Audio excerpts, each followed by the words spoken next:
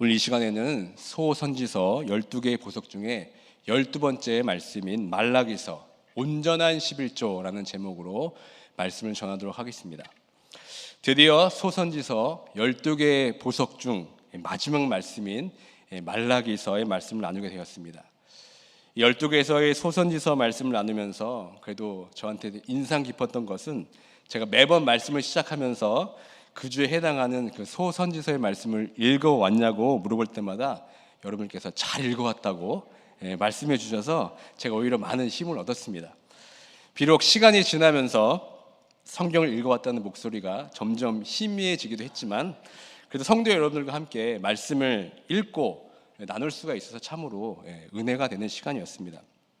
오늘 드디어 소선지서의 마지막 말씀인 말라기서 말씀을 함께 나누는 시간을 갖도록 하겠습니다.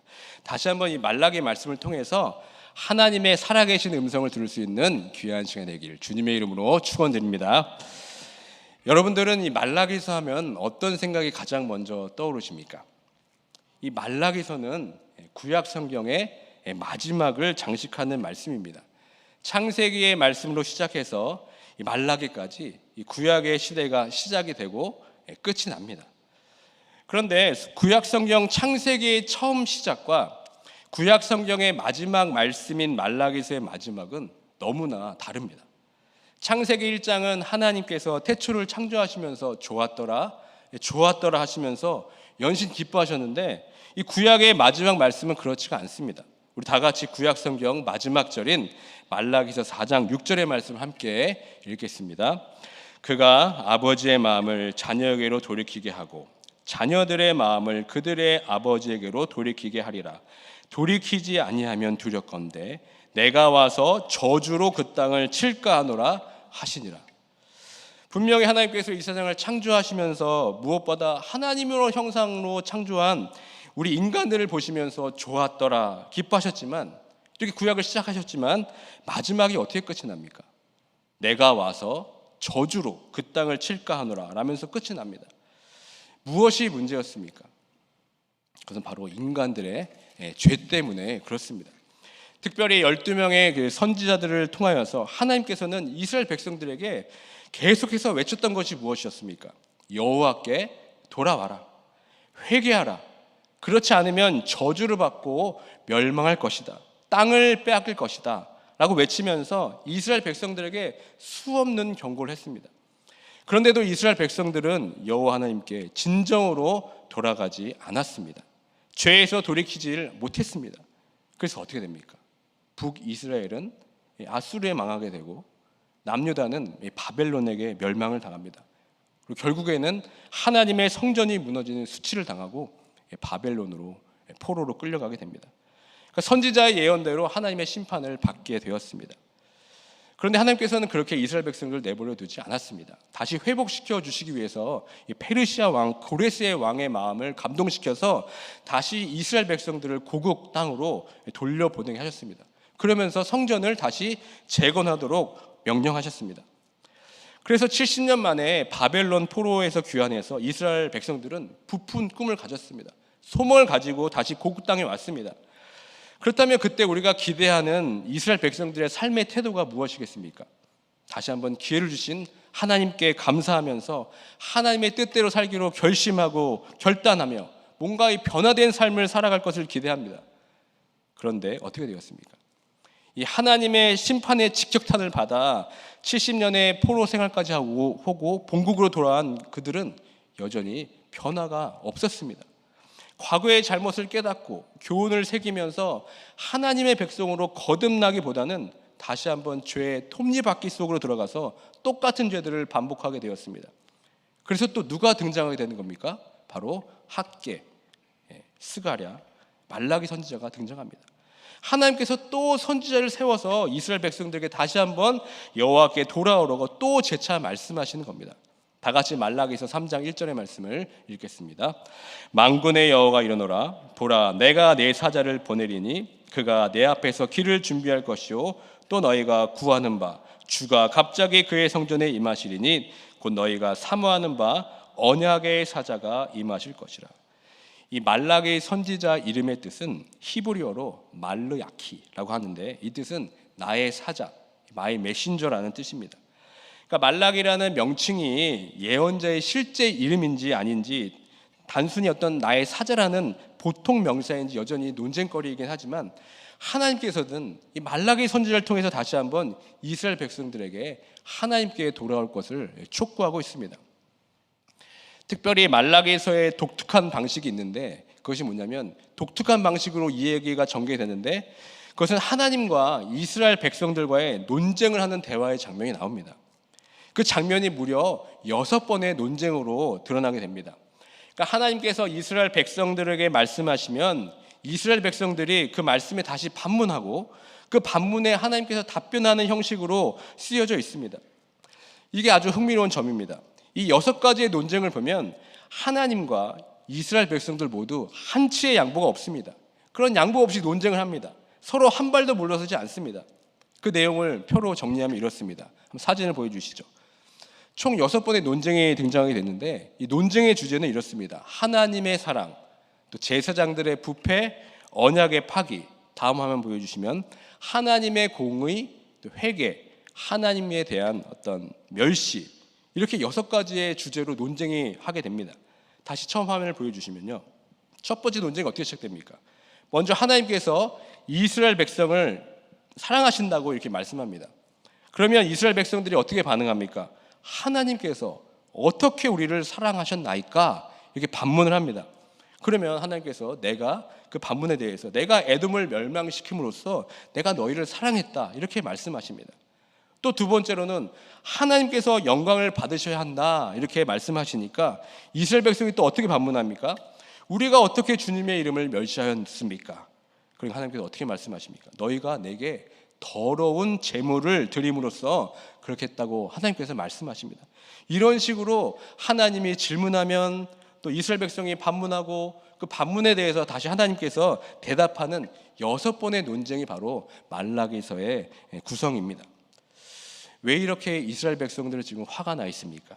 감히 하나님께 어떻게 이렇게 반문하면서 항변하면서 따질 수 있겠습니까?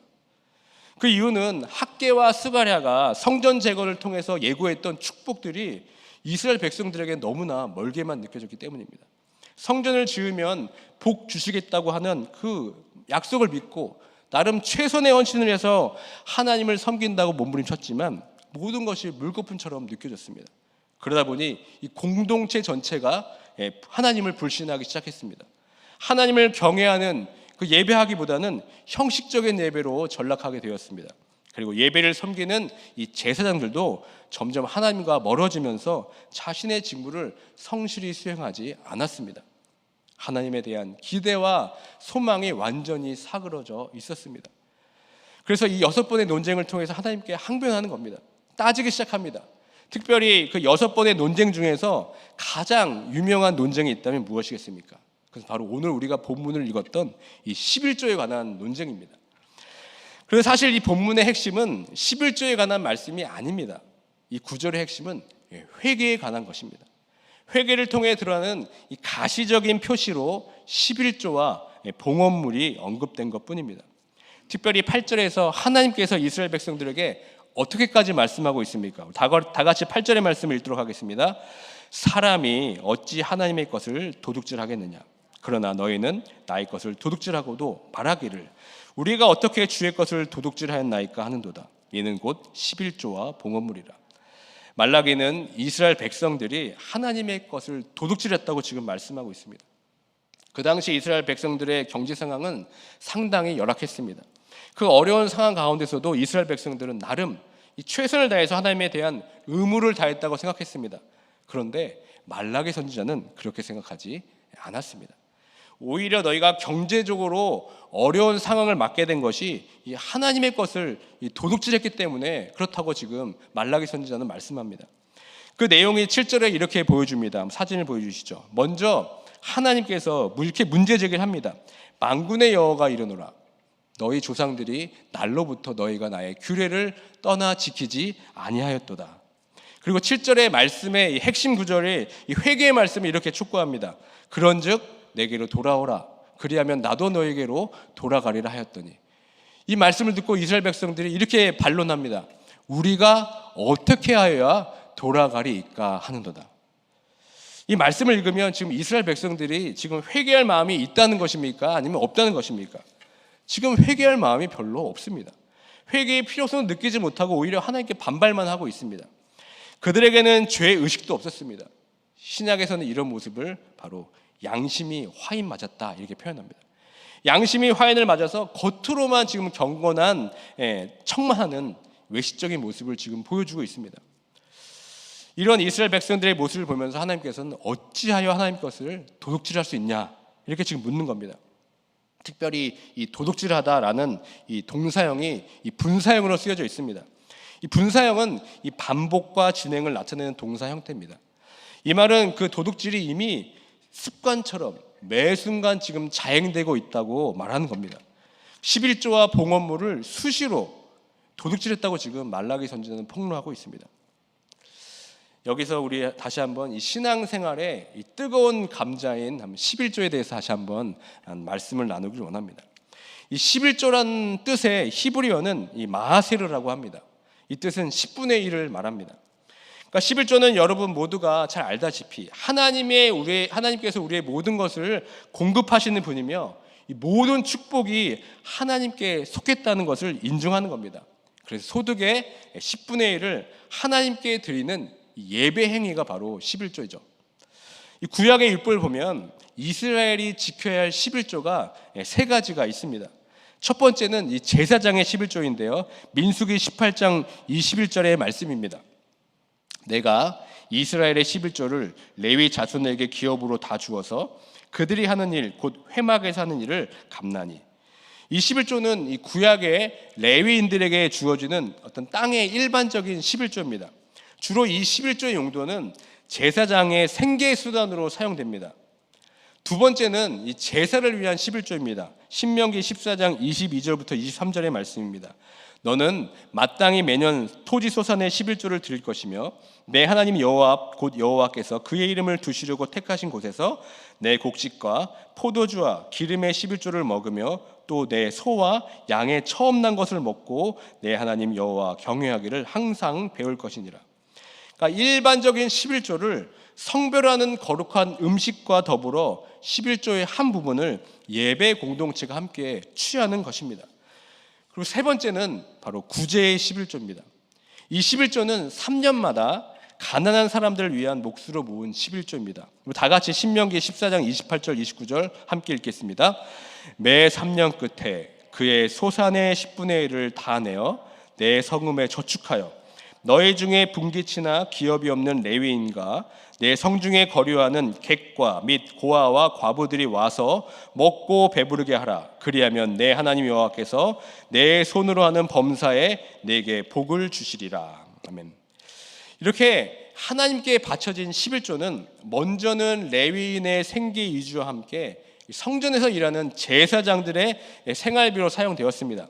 그리고 가난한 약자들, 도움이 필요한 사람들에게 사용되었습니다.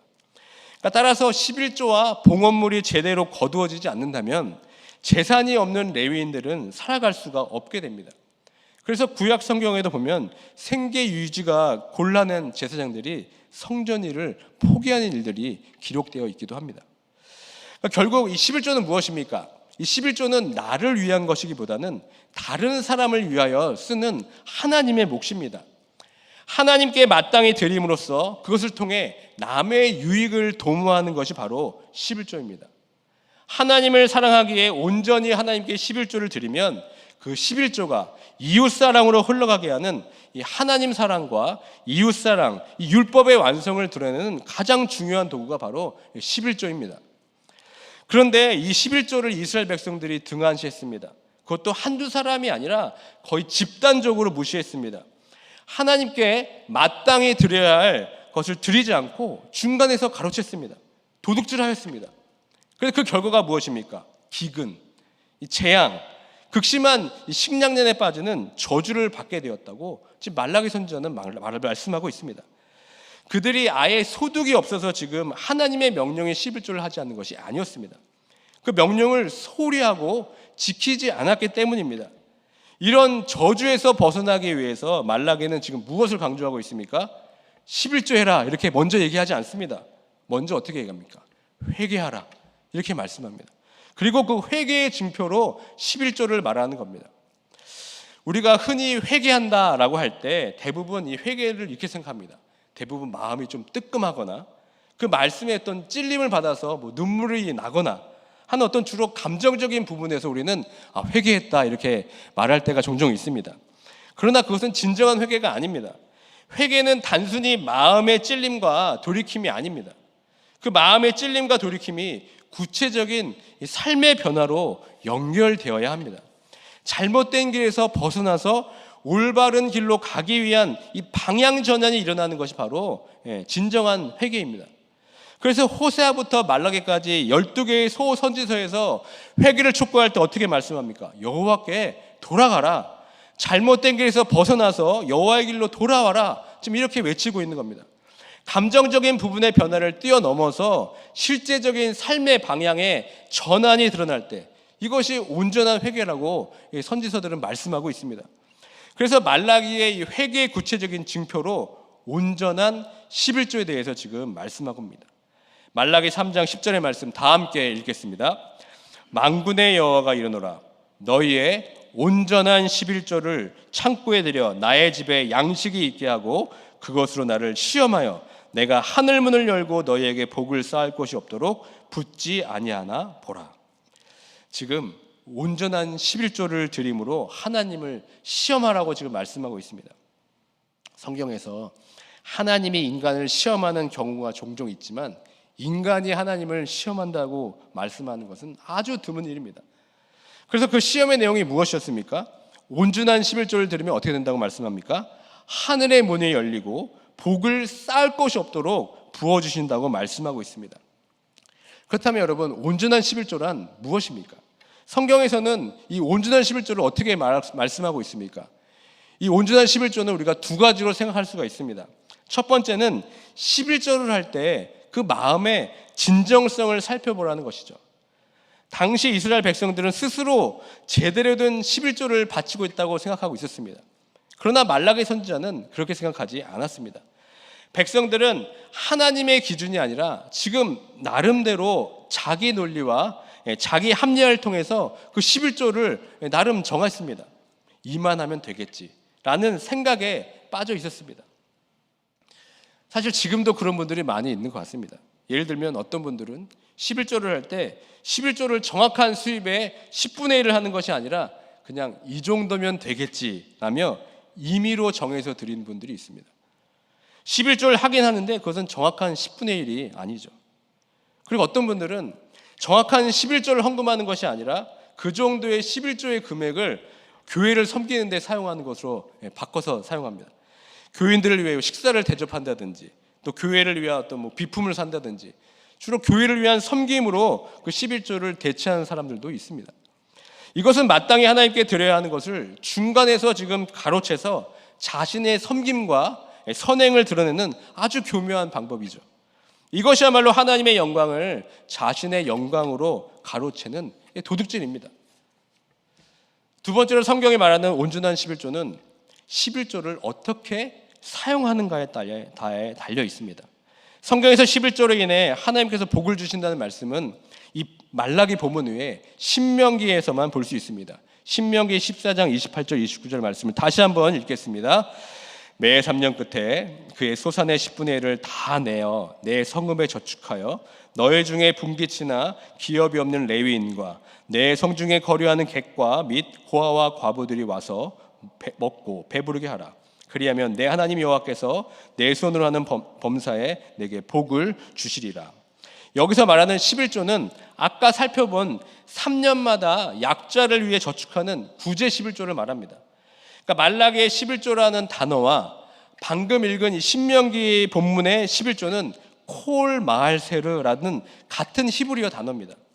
그렇기 때문에 말라기 3장에서 말하는 온전한 11조는 무엇입니까? 바로 구제 11조를 말씀하는 겁니다. 그러므로 말라기에서 말하는 11조의 용도는 고아와 과부, 나그네라는 소외되고 불쌍한 사회적 약자들 위해 사용되어야 하는 것을 말하고 있는 겁니다. 그런데 그만 중간에서 이 제사장들 일을 가로챘습니다. 이스라엘 백성들이 11조를 제대로 하지 않으니까 어떻게 됩니까? 자신들이 중간에서 떼어먹고 말았습니다. 사회적 약자들을 위해 사용할 것을 제사장들이 개인의 것처럼 유용하게 사용되었습니다. 하나님의 사랑으로 11조를 마땅히 드려서 이웃 사랑으로 흘려가야 하는 이 선순환이 지금 중간에서 도둑질하는 바람에 악순환이 되어버렸습니다. 온전한 11조가 되지 않으니까 하나님의 사랑도 이웃 사랑도 지금 온전히 되지가 않고 있는 겁니다.